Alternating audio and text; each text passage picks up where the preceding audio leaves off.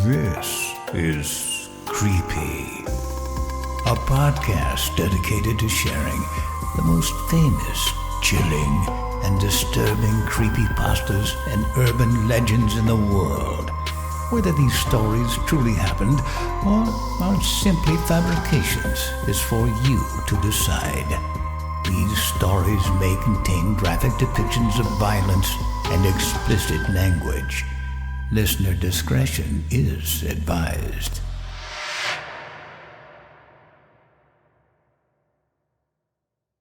Creepy presents He Was Stored on the E-Row. Written by Courtney Valerie, with guest narration by Danielle Hewitt, Steve Blizin, and Nichole Goodnight.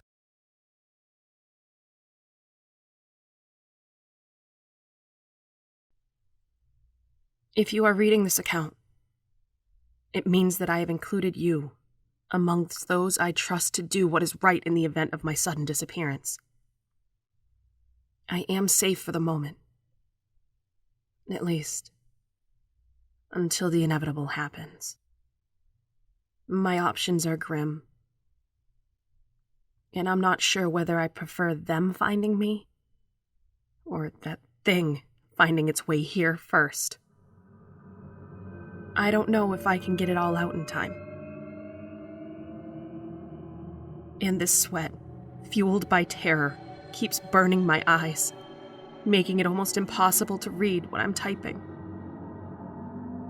As crazy as it may seem, everything you are about to read regarding the events that took place in the early morning hours of January 6th, 2018, are true. Those monsters who call themselves doctors at the Zizix facility need to be held accountable for the events of that night. It may be too late for Ethan and me, but that doesn't mean that they can continue manufacturing the covert nightmares going on behind closed doors. Nobody knows what's out there. Nobody knows what's coming. I started working for the Zizix research facility 3 weeks ago as a yard jockey. I found it a little strange at first that a research facility would need dedicated drivers to haul containers on the property. Surely they could get a better deal hiring a third-party company to move some storage trailers.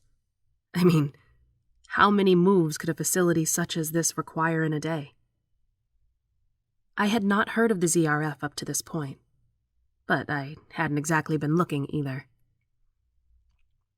Desperate for work in the stagnant California job market, I pushed these questions to the back of my mind and jumped on the opportunity at an interview. I was surprised to get a call from the ZRF Human Resources Manager just a few days after submitting my application. Hello. Am I speaking with Val McDaniel? Said an authoritative yet monotone voice. I was instantly reminded of one of the agents from the Matrix film, and fought to keep my inner smartass from responding with, "Yes, I am the one." Catching a glimpse of the stack of past due bills on my disheveled kitchen table, I figured I'd better keep the sarcasm on a short leash. "Yes, this is she," I responded with a bit too much eagerness in my voice. I closed my eyes and gritted my teeth in embarrassment. Too many years in the retail industry had led to the existence of customer service Val, and she still reared her ugly head from time to time. Miss McDaniel, I am Winston Fink, HR Manager at Zizix Research Facility. We received your application and are quite impressed with your resume. It's not often that we see female applicants who are qualified or even interested in the yard driver position. The voice continued in a bemused tone. Before I got a chance to speak, Fink abruptly cut in. We are prepared to extend the job offer to you. I paused for a long moment. But I haven't. Don't you need to interview me first? I said, tripping over the words as they exited my lips. We here at ZRF take the hiring process very seriously. We see that you've passed extensive background checks in the past, and we went ahead and cross-referenced that with our own check. Fink said with a hint of boredom in his already robotic voice. Think of this as your interview, which, to me, seems to have been a success, considering I just offered the position to you. Not wanting to offend the man, or seeming ungrateful, I blurted out a, "Yes, sir," and a thank you. I was not too pleased with the sexist undertone of his comments, but I was desperate and willing to swallow my pride. I inquired about the pay and the schedule, and I was elated to hear that I was needed on site as soon as possible since they were short a driver, with only one remaining in the yard. The schedule was 3 12-hour shifts, Saturday through Monday from 5 p.m. to 5 a.m. Not an ideal time frame, but the pay was excellent. And if anyone could have seen my reaction to the figures, they would have practically seen the dollar signs reflected in my bloodshot eyeballs. We look forward to having you join our facility. I hope you find it more suitable than the last few drivers. Fink trailed off at the end, almost speaking to himself more than me. Before I got a chance to ask him what he meant, I heard a click on the other end and he was gone. I glanced at the time, 8:45 a.m. I set out a pile of fresh clothes, hopped in the shower, and jumped into bed to prepare for the first overnight shift at CRF. My alarm blared and jolted me awake after what seemed like just an hour or two of sleep. I shuffled like a Romero-esque zombie and got myself together for work. After a quick Google search to get my directions straight, I set out on Interstate 15 through the Mojave Desert toward my destination. After driving for what seemed like an eternity on a 2-lane road off the interstate, the facility came into view in the distance. The size of the property was expansive and intimidating. It reminded me more of a military base than a research facility. After signing in at the gate, I ventured into the front of the facility and was greeted by what I assumed to be a human resource employee. I say assumed, as the man did not speak more than a few words to me other than, "Sign these papers and you're good to go outside." Pretty straightforward and to the point, huh? I chuckled as he flicked a swipe card at me. He did not react to my comment and remained stone-faced before turning on his heels and disappearing down one of the clinically bright hallways. The building was like a ghost town. Although I was not too surprised as it was a Saturday and only 2 days before Christmas. When I opened the door to head outside, I bumped right into a man coming in. He was as surprised as I was. The man stood about 6 feet tall, wearing a light blue work shirt with long sleeves and a pair of worn-out jeans. His jeans were so worn that I could distinctly make out the line of a can of Skoal Chew in his right front pocket. I noted the name Ethan, stitched into the upper right corner of his work shirt. "I take it you're my new driver?" said Ethan with a grin as he eyed me up and down with his hands on his hips. I examined his face as he evaluated my appearance. I would say he was in his early 60s, judging by his tired red eyes and the light-colored hair that poked out from beneath his baseball cap. Although his eyes were bloodshot and tired, they had a distinct kindness to them, like the shape of a person's eyes when they smile, but only natural in his case. "You got it," I said as I playfully placed my hands on my hips, mimicking his initial movements. "Oh, a smartass, huh? You and I are going to get along just fine." Ethan chuckled as he waved for me to follow him outside. "My name's Val, by the way," I said as I trailed behind him. I was surprised by the speed at which Ethan navigated the yard. He was an older man, but he still had quite the pep in his step. He showed me to a row of yard trucks and told me I can choose between any of the 5, except for the truck labeled number 3, which he lovingly referred to as my girl. The first half of the shift was smooth sailing. Ethan showed me the ropes and how to navigate the rows in the yard. I was shocked to see just how many rows there were. The rows were labeled alphabetically from A to E. The first 4 rows contained trailers that had various company supply logos. The E row, however, housed containers that were wider and longer than the others and had no distinguishing marks on them.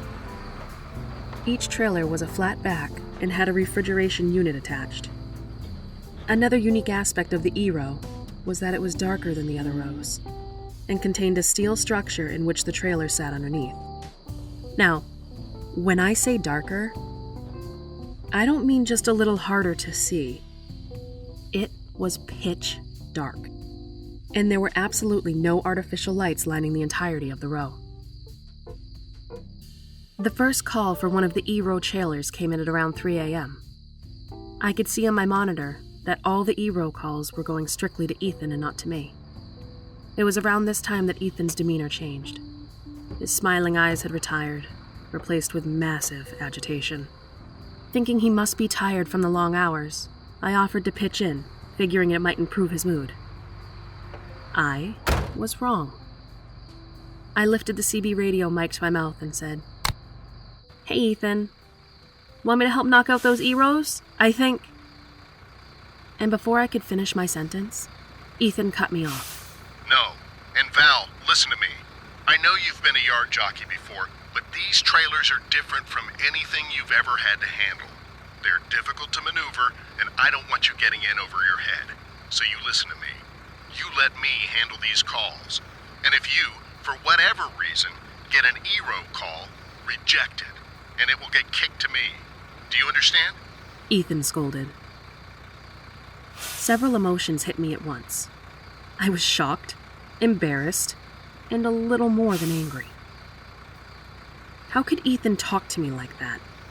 I mean, we didn't know each other too well, considering this was our first shift working together, but that does not give him the right to bark at me this way. There was a long moment of radio silence while I composed myself. My voice tends to shake when I'm upset, and I'd be damned if I would let a man, who already thinks I can't adequately do a job, detect any womanly emotion in my voice. 10-4, I replied, not wanting to push the issue. I looked at the monitor and realized that the remaining calls were all designated for E-row. Just as I was about to bring this up to Ethan, he spoke over the radio. Reverting to his kind tone from earlier in the evening, Ethan said, Hey Val, why don't you call it a night? I've got it handled from here. Plenty of work for us tomorrow night, and I want you adjusted to these hours. All right, Ethan. I think I'll take you up on that. I am getting a little sleepy, and I do have quite a commute. I sighed. I drove home trying to figure out this puzzle of a man. What caused his feathers to ruffle so easily? I chalked it up to him being a cranky old man. In the nights leading up to January 6th, I noted a pattern in Ethan's behavior. I would look forward to our lunch hour together, as he was witty and always made me laugh. However, any talk of family was a sore subject for Ethan. I made the mistake of inquiring about his wife after I noticed his weathered wedding band that stood out on his rough, dirty hands. I had a wife. Her name was Winnie. I lost her. Let's talk about something else. Actually, I think it's about time we get back outside. Ethan gathered his things and put them into his lunch bag, his smiling eyes diminishing into distant sadness. I followed Ethan outside, back to the nightly grind. Toward the end of the shift, when the E-roll calls started to come in, I would return my truck to the parking area. One evening, I parked my truck on the edge of E-row, killed the engine and the lights, and watched Ethan. There was one trailer that he would connect to for a more extended period than others. I watched his shadow descend the truck stairs and walk around the back of the container. He would remain back there in the dark for 10 to 15 minutes, ascend the stairs, and pull the trailer out toward its assigned door. On the evening of January 5th, 2018, I decided to invite Ethan to an early morning breakfast after work. I told him that I wouldn't take no for an answer, and that it wouldn't hurt to have a late Christmas breakfast since we both worked through the holiday. He hesitated, and with a smile forming at the edge of his mouth, agreed to breakfast. I am for it, as long as you let me pay. I know some of you gals are all about being independent, but I'm still old-fashioned. Well, just old in general. He said with a chuckle. I sure am glad you stuck around the last few weeks. Unlike those other guys who couldn't follow simple instructions. They all ran off during the first week. Ethan said, shaking his head. The night seemed to drag on as I looked forward to having a hearty breakfast with my new friend. He might be complicated, but I sure did enjoy his company. As usual, the calls for Ero came in, and I sat back while Ethan took care of them. Finishing up faster than usual, Ethan pulled up alongside my truck and asked if I was ready to head out. I smiled and nodded in agreement. All right. I gotta hit the John before we get out of here. They're working on the pavement where we usually park, so you'll have to park right down there. Ethan said, pointing toward the B-row. With a sense of urgency, Ethan hopped down from his truck and made his way to the bathroom inside. I laughed to myself and turned the truck around to head toward the parking area. Just as I was nearing B-row, a call appeared on my screen. It was a call for Ero. A call for Ethan's E-row trailer, to be exact. A sly smile crept across my face and my eyes narrowed. I'm gonna show that old man that I'm more capable than he realizes, I whispered to myself. I moved toward the E-row with haste and connected the trailer. As I raised the fifth wheel, I noticed the usual clanking that accompanies trailers equipped with air ride. I began to haul the trailer away from the E-row to its assigned door. While I drove, I noticed that the clanking noise started to sound more like bangs. And before I was able to stop the truck, an inhuman screech began to emit from inside the container. I threw the truck in neutral and applied the brakes and jumped down to the ground. As I approached the back of the trailer, the doors on the end flew open with such force that it caused me to stumble backward and fall flat on my back. I scrambled to my feet and stared in horror at the large, animalistic claws on the inside of the swing doors. While I stood, like a statue, frozen in place, a tiny voice spoke behind me that caused me to nearly jump out of my skin. They locked me in, you know, said the small boy matter-of-factly. Still speechless, I stood and stared, dumbfounded at the whole situation. I noticed that the boy, appearing no more than 6 years old, did not look quite right. His skin was sallow and full of needle marks. More disturbing than his skin were his eyes. His eyes had no white in them, but instead were utterly black like the night sky above us. The light emanating from my truck glinted off the sea of black that filled his eyes, looking right into my soul. Who locked you in? I squeaked, not sure how to address the child. The bad man in the scary building, he said, sounding less like a little boy as the anger began to rise in his small voice. My daddy and mommy brought me here when I was sick, and now they won't let me leave. Mommy tried to take me home, but the bad man made mommy go away. Daddy talks to me every night, but he says he can't let me out or the bad men will take him away like they took mommy. Ethan? I whispered as realization swept over me. Just as I had breathed his name, Ethan appeared in his truck, driving like a madman across the yard. He stumbled out of his truck, landing hard on his knees. What have you done? Ethan sobbed, staring at me with bloodshot and teary eyes. David, son, you need to get back into your room before they see you outside. Ethan stammered as he picked himself up off the ground. Before Ethan could fully stand, a spotlight came to light and shined directly upon us where we stood. Before I could even gasp in surprise, we were surrounded by men holding guns, all of which were trained on the small boy, David. In a moment of sheer frustration, rage, and heartbreak, Ethan charged the nearest man whose gun was aimed at David. Before he came within a swinging distance, a deafening shot rang out, and Ethan stopped dead in his tracks. He dropped to his knees, with eyes full of tears, turned to face me before whispering, "Protect him." I flew into hysterics as Ethan fell onto his stomach, all movement within him ceasing. The circle of men parted, and a man in a white lab coat stepped over Ethan as he approached David and I. The name on the badge, hanging from his neck, read Dr. Winston Fink. I had such plans for you, Val. I thought that maybe bringing a female into the picture might make David more compliant when we needed to collect our samples, said Fink disappointedly. Sensing my obvious confusion, Fink continued. You see, David here has remained his 6-year-old self for the past 30 years.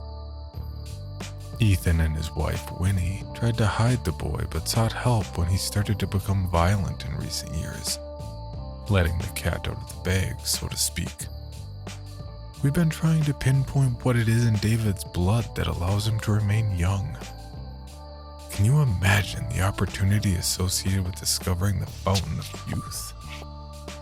The answer lies somewhere in this boy, and we won't let anything or anyone get in the way of that. Fink said and gestured toward Ethan's lifeless body. Before we figure out what to do with you, we need to get this boy back into his container, Fink said as he waved a hand ordering his armed men to put David back in the trailer. David turned to me and said, Help me. With a voice that sounded like multiple voices of different genders and ages, all at once. There was nothing I could do, and I stood frozen in place as the men approached David and grabbed him by the arms. As soon as the men touched David, the ground beneath him began to pulse. A burst of invisible energy sent the men flying in all directions. Fink stood his ground with an amused smile growing at the corner of his lips. As the men raised their weapons to fire, David moved with lightning speed, and before I could even blink my eyes, they all lay dead at David's feet in a pile of unidentifiable gore. The smile faded from Fink's face as David approached him with small steps. Each step David took with his bare feet left bloody footprints behind him on the pavement. David stared hard at Fink for a long moment, and suddenly Fink dropped to his knees, wincing in pain. David grabbed a hold of the lanyard around Fink's neck like a leash and began walking him like a dog toward the facility. David stopped suddenly and looked back at me. Stay right here. I will be back for you when I am done. You should have at least tried to help me and my daddy, he said, again with the multiple voices. As soon as David and Fink entered the building, I jumped to my feet and ran as fast as I could until my lungs burned and screamed for a break. I reached my car, shoved the keys in the ignition, and peeled out of the parking area toward the highway. I watched my rearview mirror all the way home, expecting to see David gaining on me at inhuman speed. That was 4 hours ago. I'm hunkered down in my apartment. Why didn't I say something or try to intervene? Why was I chosen by these sickos? To be some kind of freaky mother figure for this thing? I have a feeling that David will reach me before anyone at ZRF. That is, of course, if any of them are still alive. All I can think about is how sorry I am. How I always seem to have something to say until the moment arises, when it would do some good in the world. I plan to ask David what's in those other containers. I hope I get an answer, almost as much as I hope he has mercy and ends me quickly.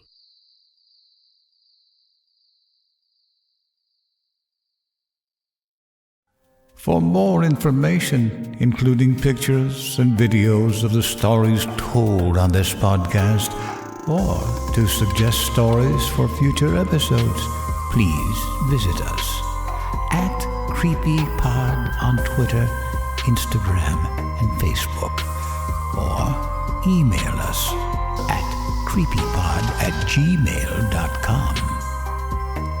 All stories told on this podcast can be found at creepypastawikia.com and are protected by a Creative Commons license. Some rights reserved unless otherwise stated.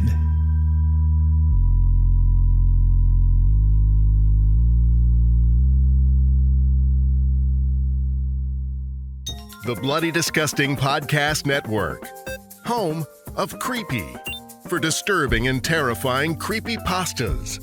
SCP Archives, with full cast storytelling. Horror Queers, genre commentary from the LGBTQ perspective. The Boo Crew, for horror-centric interviews. Listen free wherever you stream audio and at bloodydisgusting.com/podcasts.